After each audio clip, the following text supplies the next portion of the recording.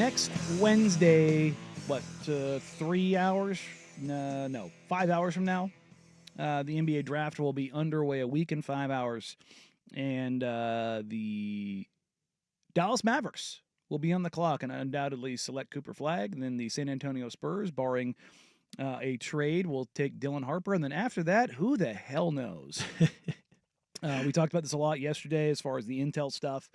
It does sound like if the 76ers stay there, one of the more likely outcomes is them selecting VJ Edgecombe, the Charlotte Hornets taking Con Knippel, the Utah Jazz taking Trey Johnson. That seems to be, if not consensus, the way folks are moving. What gets interesting is what happens really 5, 6, 7, and 8. And what that ends up doing to where the Blazers are picking. Mm-hmm. If the first 5 picks go that way and the Washington Wizards are on the clock, there's a couple different ways that they could go. I've heard they like the idea of Colin Malawach. Mm-hmm. I've heard that if Ace Bailey does indeed fall there, do they look at that and go, hey, that's the best player available, despite some of the intel stuff and despite some of the workout stuff? And when I talk about that, Ace's maturity is a little bit in question, and then his agent is only letting him work out for one team, and that is the Philadelphia 76ers. So I have some questions about Ace. Okay, go. Because it's clear that they have an idea and they have a game plan. And his upside, there's a reason why going into this draft, before any of the intel went through, there's a reason why he was a top 3 player. Is he getting bad information from an agent? Does he have a bad game plan, and that's what's setting people off? Is it bad workouts? Well, he hasn't had any workouts. He didn't show up to the combine? Well, he went to the combine, Okay. but I believe his workout was Philly was yesterday afternoon. So why are they so focused in on Philly? Is it a thought of like he fits best there? I'm a top 3 pick. And I'm not going to go 1 or 2, so I'm going to go 3. Have we not learned from Shedeur Sanders? There's a little bit of that to this, I think. I think he's definitely getting some bad advice. I think that his agent is not doing enough to downplay or get out in front of some of the negative intel. And just there's a reeling suspicion, I think, among teams of, yeah, the talent's there, but again, it's like feel, IQ. His production was pretty decent at Rutgers, but it didn't really lead to a ton. It wasn't a good team. No, and you can say, like, well, what about Dylan Harper? I'm like, well, Dylan Harper, the things he was asked to do, he did relatively well. Mm-hmm. Like the professionalism, the maturity, the feel, the IQ, that none of that stuff's in question. Not one bit. Like, right. He is undoubtedly the second best prospect in this draft from an evaluation standpoint. There's nobody, I don't know anybody that disagrees on that. So, look, and a lot of this is your best guess and everything that comes with that. And Ace could end up turning into an absolute stud. But as of right now, the questions that are there, and they're going to very likely cause him to fall. But does Utah at 5 get a phone call from New Orleans? They went and got the draft capital from the Pacers. They gave them their 2026 first back. They got the number 23 pick to pair with number 7. Mm-hmm. Is that enough to move up to number 5? Like, do the Jazz go, hey, our guy might be there, or are they worried about Washington going, hey, we like Trey Johnson, we'll take him at 6? You know what I mean? Like that's the kind of situation you put yourself into. And there's just so much variance that can happen from 6, 7, 8, and really even 9, because of the Toronto Raptors, as weird as it sounds, it definitely feels like they may have the most momentum to trade for Kevin Durant, and they hold the number 9 pick. And the number 9 pick would almost undoubtedly be a part of that deal.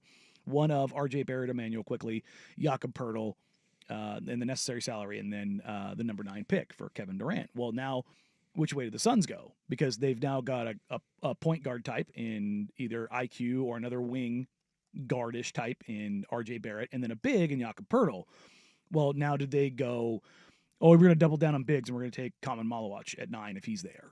I don't think he'll be there. Or do they go, hey, at 9 we like somebody who's a little bit more ready-made, and we want Carter Bryant just to kind of be the guy that we thought Toumani Camara would be. A low-usage defensive player with that kind of profile. I have questions about him, too. Who, because Carter? Because he was a part of the poll question at Danny and Dusty on X. There were 3 players in there. There was Joakim Chunas, Carter Bryant, and I'm forgetting the other one. I said you're coward, then I put other for people to reply with. Right. So Carter Bryant, I watched him at Arizona a couple times this year. Highly athletic player. But you go through and you look at stats, right? Not a ton of points, 6 points, 4 rebounds, 1 assist, 1 steal, 1 block.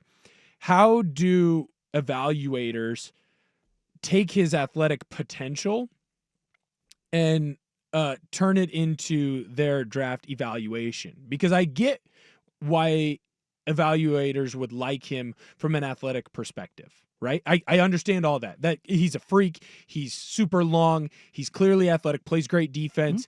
He has all the makings of being a pure athlete, but I didn't come away being like, oh, that guy's a sharpshooter.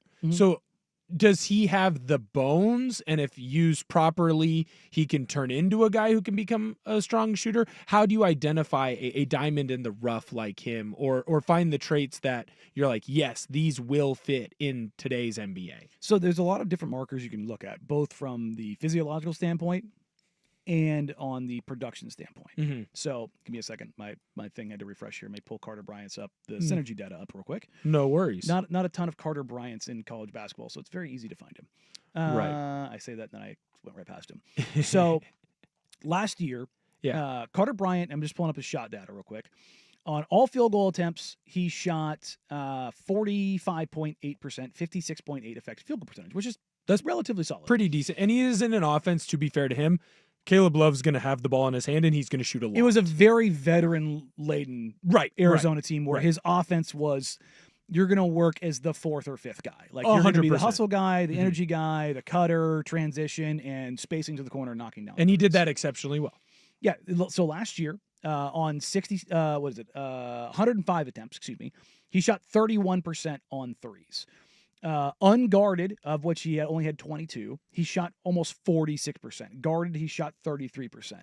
Those are incredibly good indicators, but it's still such a small sample size.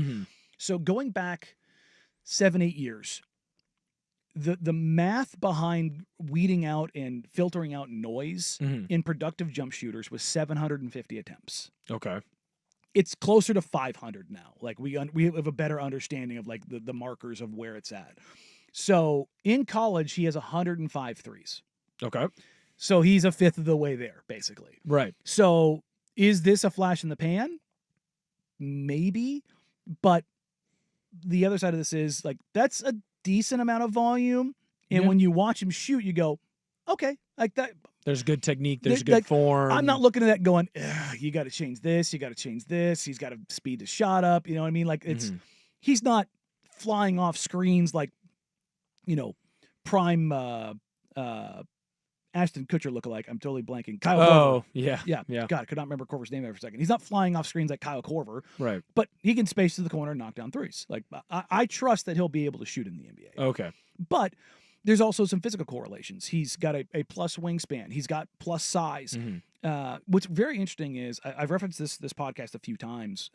J. Kyle Mann of The Ringer did about an hour with the president of P3 Sports and Science. The training facility that does a ton of mapping and it's their version of Exos, right? Exos is the football place. Everyone goes down to Arizona. You spend $20K and you train for 2 months, and you get measured. And you like, okay. In the NBA, it's actually with basketball training, it's actually very different because of the things they talk about, like ankle flexibility, shin angle, right? Like the things that like markers of like very, very, very high level NBA players tend to have.